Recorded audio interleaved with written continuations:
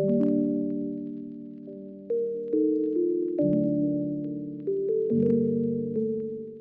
my name is Tanya. I was born and raised in Odessa, and all my life I lived in Odessa. Now we are living in suburb of Fredericton. So Fredericton is the capital of New Brunswick province. We live in a village. It calls in Maryland very kind village. It's not a village like in Ukraine, it's like a small city, but without the apartments, just own houses. Our village is located in the middle of the forest. It's very fun because in November we got a black bear in our backyard, some wild cats, the squirrels like our neighbors, raccoons, and we're from the big city in Ukraine, and there we saw only cats and dogs. So it's a very nice experience for us.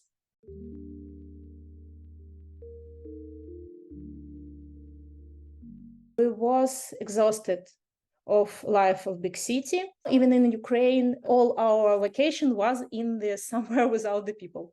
It was a Carpathian, some places near the nature, not big hotels, just some nature without people. And we discussed with my husband, why should we go to the vacation? Let's try to live like in vacation. If we like wild nature, if we like animals, if we like, let's try. And we start checking. Okay, we saw that it's Fredericton, it's the capital of province. But then we watched a lot of video. One video was, from Canadian government.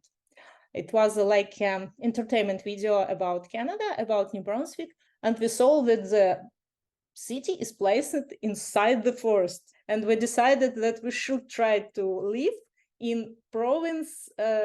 Looks like some Carpathian, or near Carpathian territories.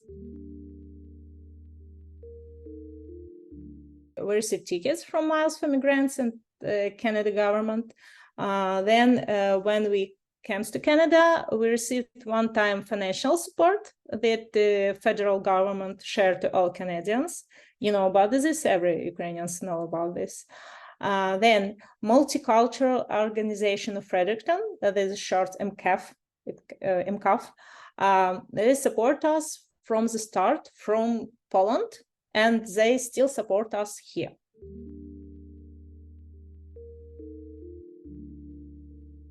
We have very good community members. They help each other with moving, here in Canada, when you change your rent apartment, you should move with a big car or few cars.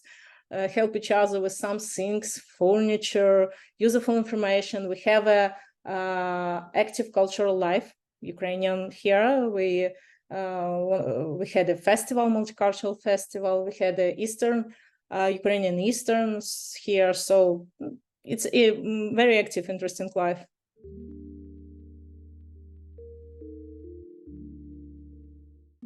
It was around months ago. We did our first trip by our province, and we goes to Bay of Fundy. It's the ocean coast. It's amazing with our family. It was a Irving Nature Park, and it was a real rest for us. Maybe first time. Yes, sure, we are resting on weekends at home with family, but it was like a part of life before the war. When you go to the beach with the kids without any problems, and you're spending time in water, and our kids were so happy. Our son played with water until he became blue. Yes, and the people around, they're so smiley because he don't hide his emotions. He's 5 years old, he's autistic, and his emotions is usually expressed more than other kids. When he's crying, everyone will cry with him. And with he is smiling, everyone is smiling with him. And everyone asks, where are you from? What's your name, buddy? And I told his name is Misha. He doesn't speak. He's autistic. Okay, no problem. Autistic. Okay, no, my friend. Oh, my friend on work, on my buddy, on my neighbor. Everyone knows about autistic. Everyone is polite with such kids.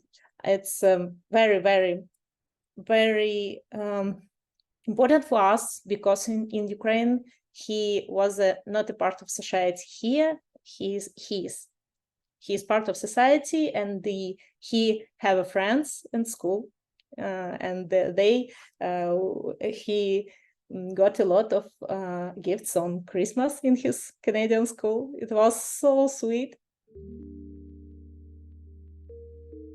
Maybe before war, we planned to buy our house in Ukraine, and we have plans for next 5-10 years.